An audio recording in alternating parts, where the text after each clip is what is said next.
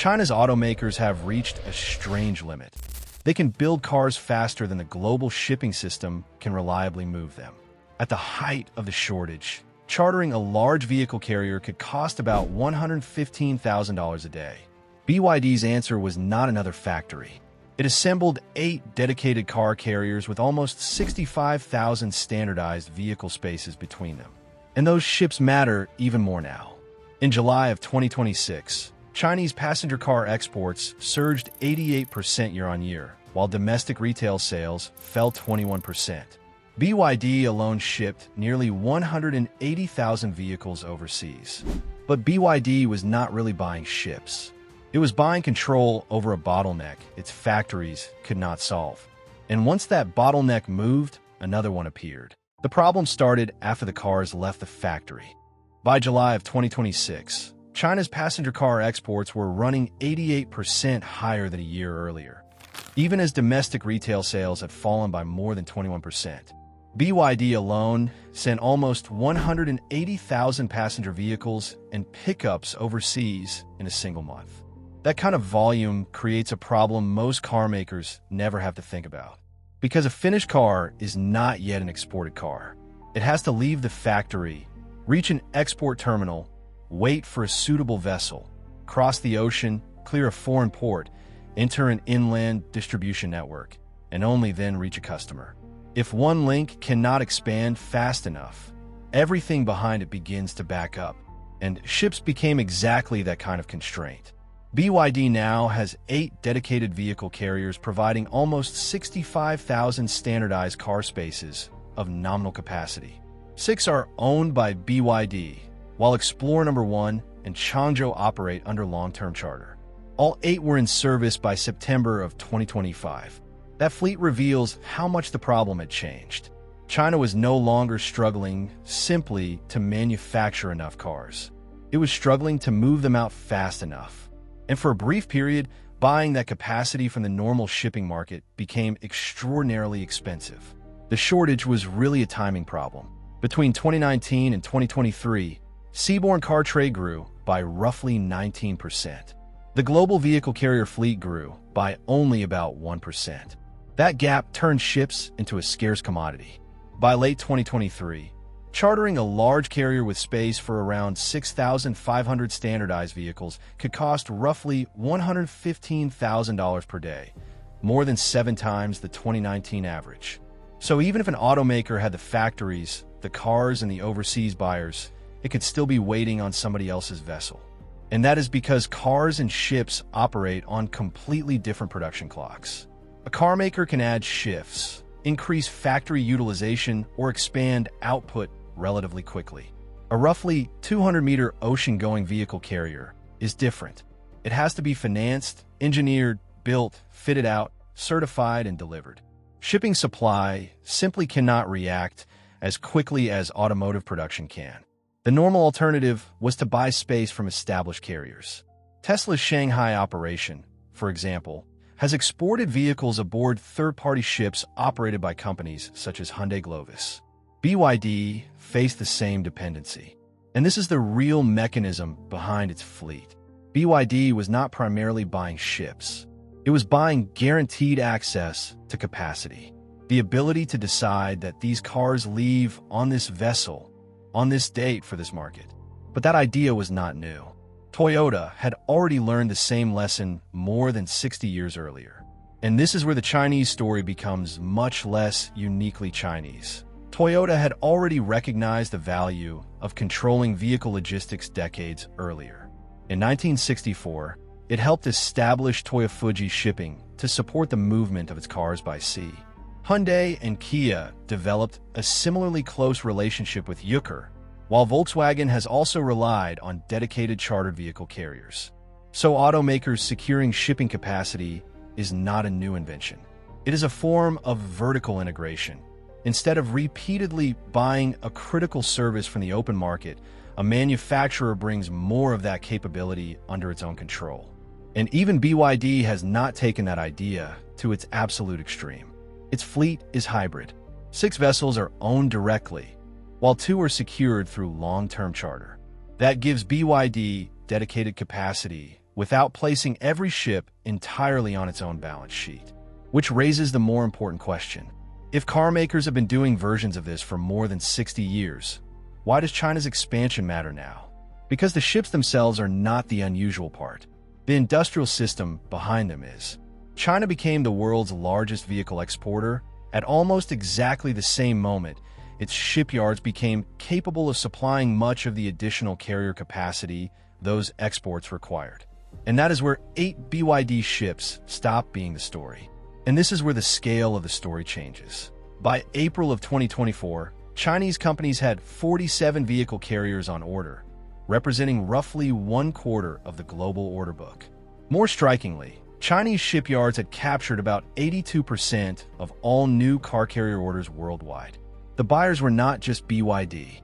They included SAIC, Chery, Costco, and China merchants, while other Chinese automotive groups, such as Geely, have also expanded their own shipping arrangements.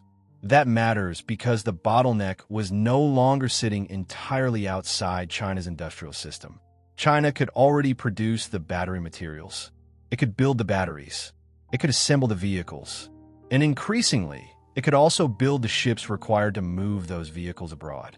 Nautical estimated that delivery of the existing order book could raise the Chinese-controlled share of the global vehicle carrier fleet from roughly 2.4% to 8.7%. That is the deeper advantage. A shortage that would normally force automakers to wait for the global shipping industry to add capacity could instead trigger new orders at domestic shipyards. China did not respond to the bottleneck by producing fewer cars. It started manufacturing more of the bottleneck itself. But that raises another question. Why can't those cars simply travel inside ordinary container ships? The answer is hidden in the design of the vessel. The ship is basically a parking garage engineered to cross an ocean. A PCTC, a pure car and truck carrier, is built around one simple idea: move thousands of vehicles without packing them into containers. Cars drive aboard through large roll-on, roll-off ramps, then spread through a stack of enclosed internal decks connected by ramps inside the vessel. BYD's smaller dedicated carriers are around 200 meters long and rated at roughly 7,000 CU. Its larger Shenzhen-class ships stretch to about 220 meters, with 16 vehicle decks and a nominal capacity of roughly 9,200 CU. And CU is the important number here. It means car equivalent unit, essentially a standardized amount of deck space. So a ship rated for 9,200 CU does not automatically carry 9,200 real vehicles. Large SUVs, vans, and pickups take up more space and sometimes more of the ship's weight allowance. That is why a nominal 7,000 CU carrier might actually move closer to 5,000 to 5,500 vehicles on a particular voyage. Now connect that back to the factory. Imagine several thousand finished cars building up an export terminal. If BYD depends entirely on market purchase freight, those cars have to fit around somebody else's sailing schedule and available deck space. With dedicated capacity, BYD can coordinate production, port inventory, and overseas launches around ships it already knows will be there. That can reduce uncertainty, waiting inventory, and exposure to the spot charter market. It does not prove every voyage becomes cheaper. The more important payoff is control. The ship becomes an operational extension of the factory. And by this point, the solution seems obvious. China had a shortage of vehicle carriers, so they built more of them. Problem solved. Except the market data says the shortage started tightening again. More ships should have taken the pressure off. For a while, they did. By the end of 2025, Nautical's charter index for a 6,500 CU vehicle carrier had fallen to around $43,500 per day. That was a dramatic retreat from a peak. Then Chinese exports kept growing. By July of 2026, the same index had climbed back to roughly $67,000 per day, around 45% higher than at the beginning of the year. SAIC reportedly agreed to pay around $90,000 per day for a newly built carrier rated at just over 7,000 CU. So why did rates tighten again while new ships were entering service? because vessel capacity is not measured only by how many ships exist. It also depends on how far each car has to travel. A carrier taking 5,000 vehicles from China to a nearby Asian market can unload, turn around, and become available again relatively quickly. Send the same ship to Europe or Brazil, and those same deck spaces may remain occupied for weeks. That is what the industry calls car mile demand. During the first half of 2026, global vehicle carrier capacity grew by roughly 3.3%. Car mile demand grew by essentially the same amount. The new ships were expanding supply, but longer and larger export flows were consuming the capacity almost as quickly as it appeared. China had not simply solved a temporary shipping shortage. Its export growth was helping recreate the pressure. And even if the vessel shortage disappeared completely, the next bottleneck would already be waiting, because 5,000 cars arriving in Europe still have to go somewhere. And this is where the bottleneck leaves the ocean. Owning a ship solves only one part of the export chain. It does not guarantee a berth at the destination. It does not create terminal space. It does not speed up customs. And it does not provide the trucks, rail capacity, dealerships, or buyers needed once several thousand vehicles suddenly arrive in the same region. That matters because one large vehicle carrier can unload thousands of cars in a relatively short period. The constraint can therefore shift from vessel availability to the infrastructure waiting behind the port.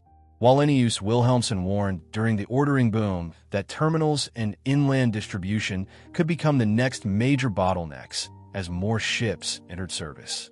The logic is the same as any production line. Imagine a factory with 10 machines.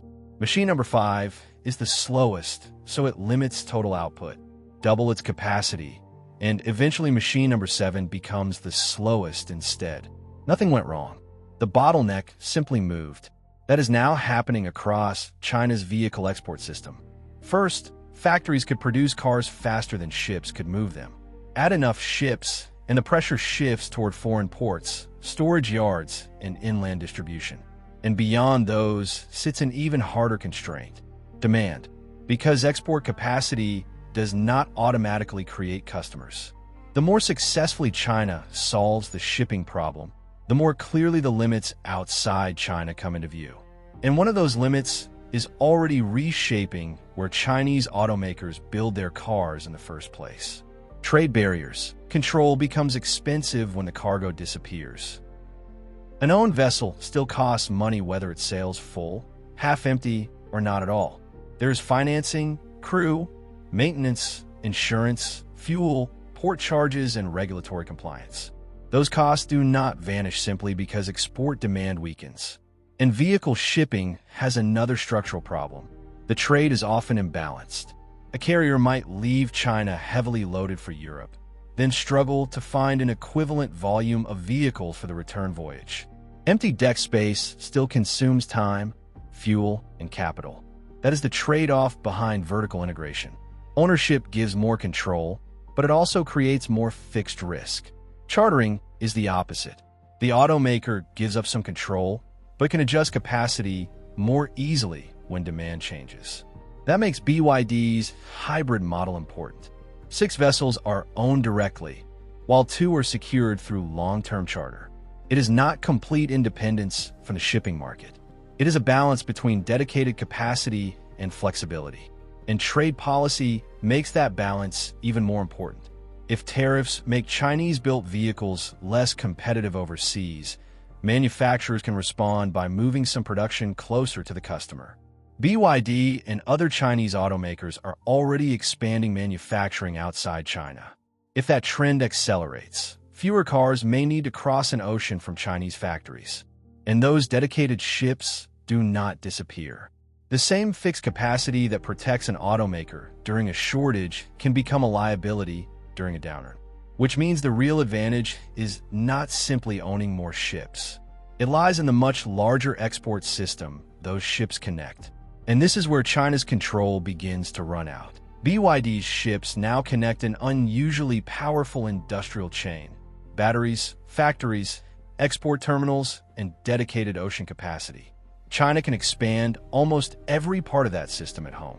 But once those cars reach another country, the equation changes. China cannot simply build more foreign port capacity, remove tariffs, create dealer networks overnight, or manufacture demand. That is the real significance of this shipping expansion. Chinese automakers are not becoming shipping companies because ships are an attractive side business.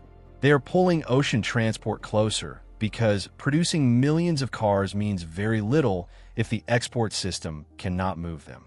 China has shown it can build its way through one bottleneck after another. First factories, then ships, but every solution pushes the constraint further outward. And the next bottleneck is waiting on land, in markets China does not control.